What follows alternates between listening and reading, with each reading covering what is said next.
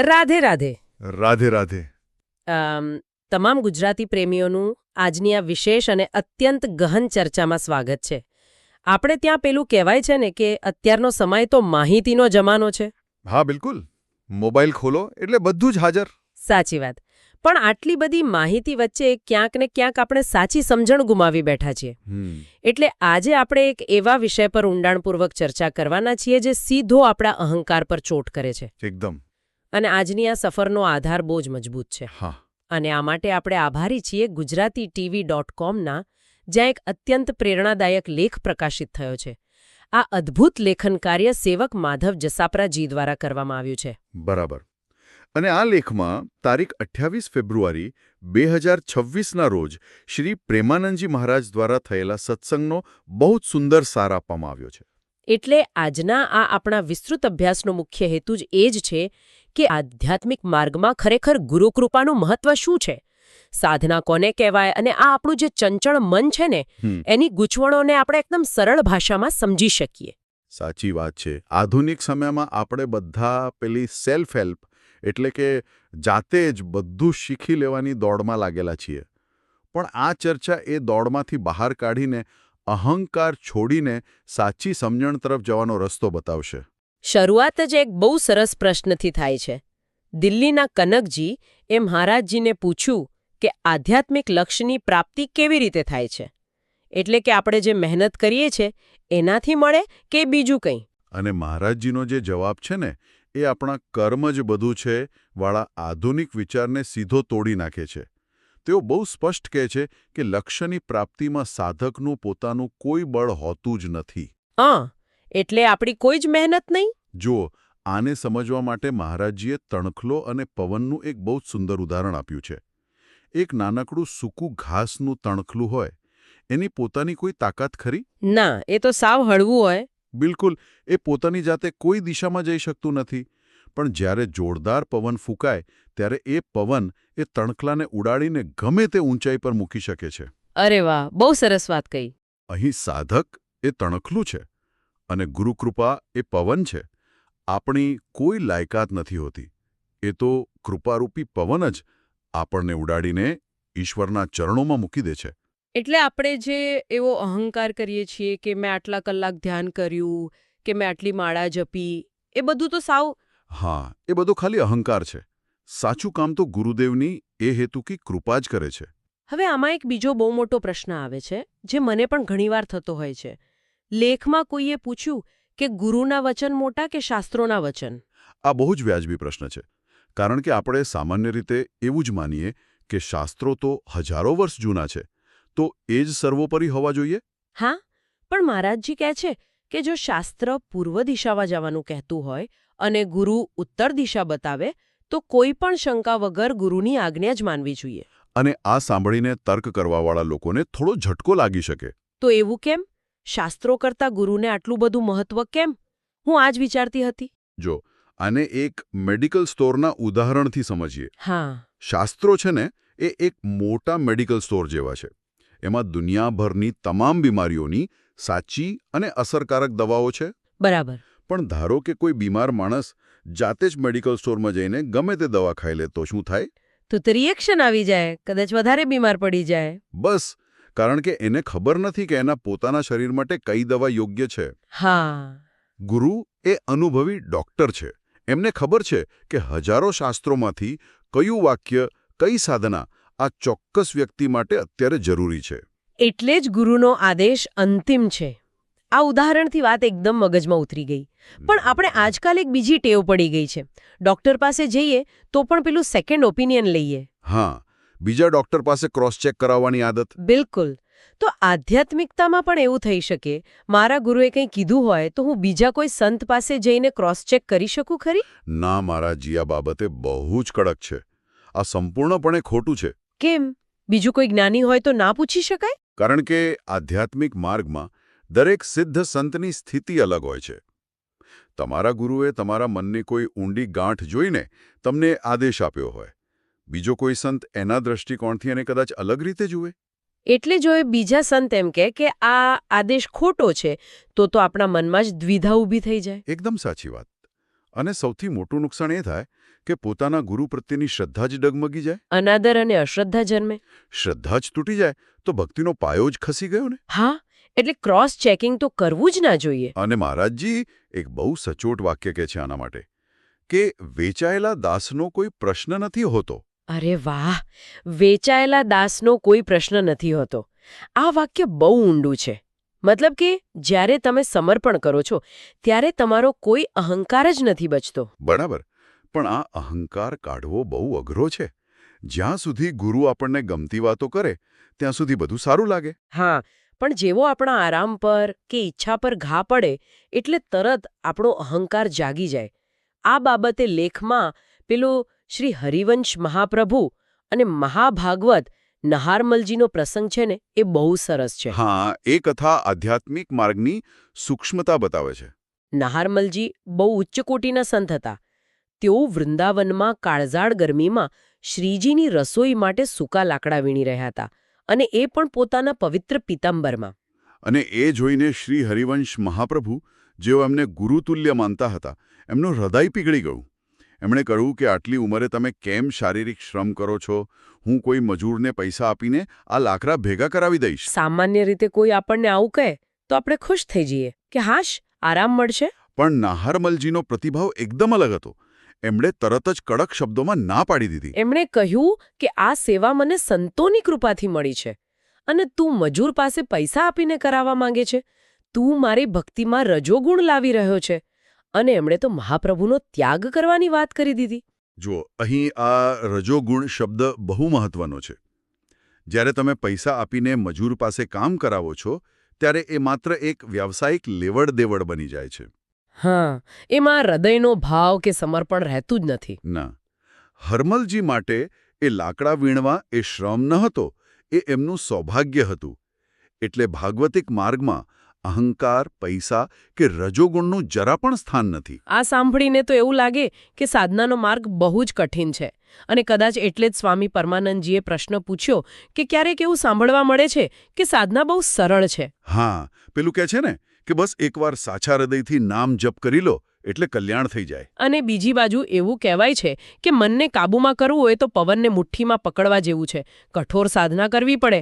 તો આ બે વાતમાં આટલું વિરોધાભાસ કેમ? આનો જવાબ બહુ જ સરળ રીતે મહારાજજીએ શાળાએ જતા બાળકના ઉદાહરણથી આપ્યો છે. પેલું નર્સરીવાળું ઉદાહરણ. હા, વિચારો કે જ્યારે કોઈ નાનું બાળક પહેલીવાર સ્કૂલે જાય છે તો શિક્ષક એને શું કહેશે? બસ સ્લેટમાં મીંડા કર કે વાંકી ચૂકી લીટીઓ દોર. અને બાળક ગમે તેવું ચિત્રાવણ કરે તો પણ શિક્ષક ખુશ થઈને એને શાબાશી આપે. કદાચ ચોકલેટ પણ આપે. કારણ કે બાળક સ્કૂલે આવતો થયો એ જ મોટી વાત છે અત્યારે. પ્રારંભિક સાધકનું પણ આવું જ છે ને. એટલે કે જેણે હમણાં જ ભગવાન તરફ વળવાનું શરૂ કર્યું છે એને માત્ર પ્રોત્સાહન જ આપવામાં આવે છે. બરાબર. એને કહેવાય કે તારે જે ખાવું હોય એ ખા, જેમ રહેવું હોય એમ રહે, બસ તું એકવાર ભગવાનનું નામ લેવાનું શરૂ કર. પણ ધારો કે એ જ બાળક 2-3 વર્ષ પછી મોટા ધોરણમાં આવે તો, અને તો પણ ખાલી મીંડા જ દોર્યા કરે તો પછી શિક્ષક શાબાશી નહીં આપે. પછી તો ઠપકો મળશે. શિક્ષક કહેશે કે હવે તારે સાચા અક્ષરો જ લખવા પડશે. એટલે મધ્યમ કક્ષાના સાધક માટે નિયમો કડક થઈ જાય છે એમ ને? એકદમ સાચી વાત. ત્યારે એને છૂટછાટ નથી મળતી. ત્યારે એને કડક સૂચના અપાય છે કે હવે તારે તારી આંખ, કાન, જીભ વગેરે ઇન્દ્રિયો પર કાબૂ રાખવો જ પડશે. એટલે સાધના સરળ છે કે કઠિન એનો આધાર તમે કયા તબક્કામાં છો એની પર છે? જી બિલકુલ. અને મધ્યમ તબક્કામાં જો ગફલત કરી તો સીધા નીચે પટકાવાનો ભય રહે છે. આ ભયની વાત પરથી મને પેલો જળ ભરતજીનો પ્રસંગ યાદ આવે છે. દિલ્હીના નીતિનજીએ પૂછ્યું હતું કે તેઓ આત્મભાવમાં સ્થિર રહેવાનો પ્રયાસ કરે છે પણ નિષ્ફળ જાય છે. હા, અને જળ ભરત બનવું એ કંઈ રમત વાત નથી. મહારાજજી અહીં એક બહુ મોટી સાવચેતી આપે છે. જળ ભરતજીએ તો ચક્રવર્તી સમ્રાટ હતા ને. હા, અને એમણે પોતાનું આખું રાજ્ય, સંપત્તિ, પરિવાર બધું જ એક ઝાટકે છોડી દીધું હતું. જંગલમાં જઈને ઉગ્ર તપસ્યા શરૂ કરી. આટલો મોટો ત્યાગ? તો પછી એમને ભટકાવ કેવી રીતે આવ્યો? એ જ તો સમજવા જરૂર છે. જંગલમાં એકવાર એમને એક નિરાધાર હરણના બચ્ચા પર દયા આવી. દયા કરવી એ તો સારી વાત કહેવાય ને. હા, શરૂઆતમાં એ માત્ર કરુણા હતી.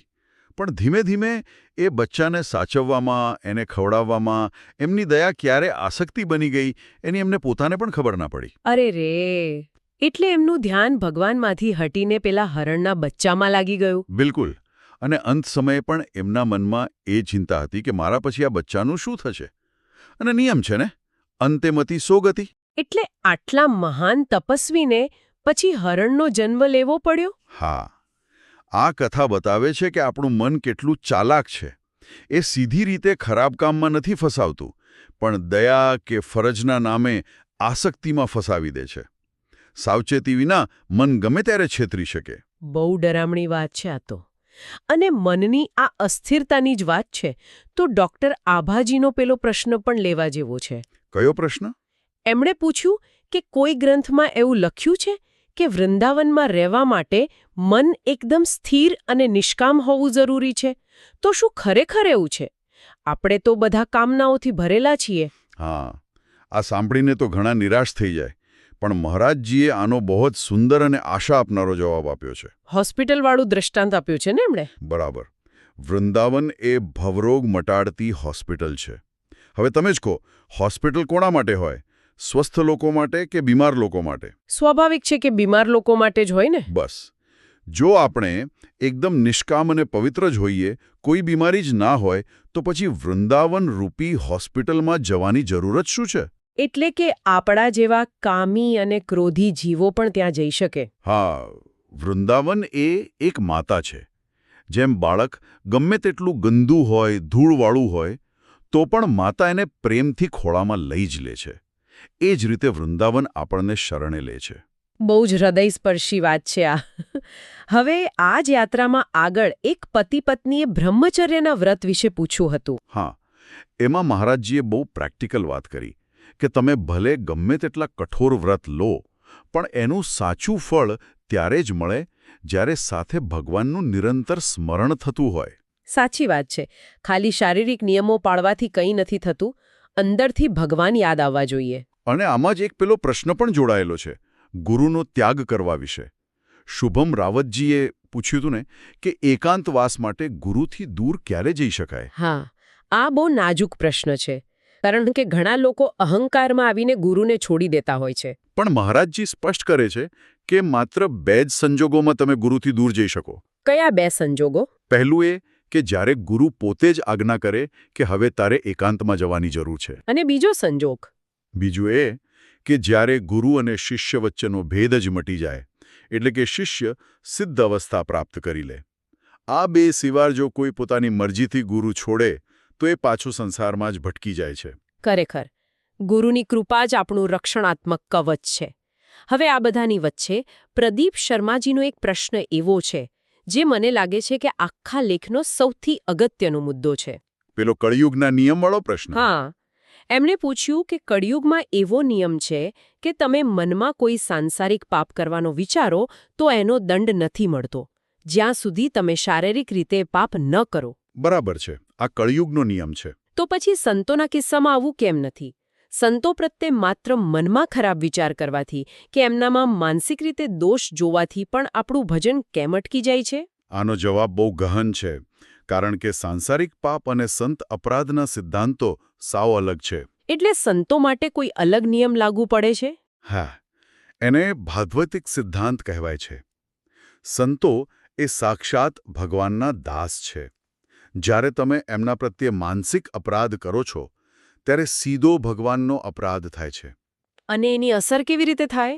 શારીરિક નુકસાન તો પછી થશે, પણ તરત જ તમારા અંતઃકરણમાં એક પ્રકારની બળતરા શરૂ થઈ જશે. અશાંતિ થવા લાગશે અને ભજનની શક્તિ ઓછી થઈ જશે. તો આમાંથી બચવાનો કોઈ ઉપાય ખરો? ઉપાય બહુ સરળ છે. સાંસારિક મોટા પાપ કર્યા હોય તો કઠોર પ્રાયશ્ચિત કરવું પડે. પણ સંતોના કિસ્સામાં જો મનમાં ખરાબ વિચાર આવી જાય તો તરત જ માનસિક રૂપે શુદ્ધ હૃદયથી એમની માફી માંગી લો. એટલે મનમાં જ કહેવાનું કે હું અજ્ઞાની છું, મારાથી ભૂલ થઈ ગઈ, મને માફ કરો. બિલકુલ. અને મહારાજજી એક બહુ સરસ વાત કહે છે કે જ્યારે પણ સંતોમાં કોઈ દોષ દેખાય ને ત્યારે ભગવાનને પ્રાર્થના કરવી કે હે પ્રભુ, મારી બુદ્ધિ શુદ્ધ કરો. આ દોષ સંતમાં નથી, પણ મારી જોવાની દ્રષ્ટિમાં છે. અદ્ભુત.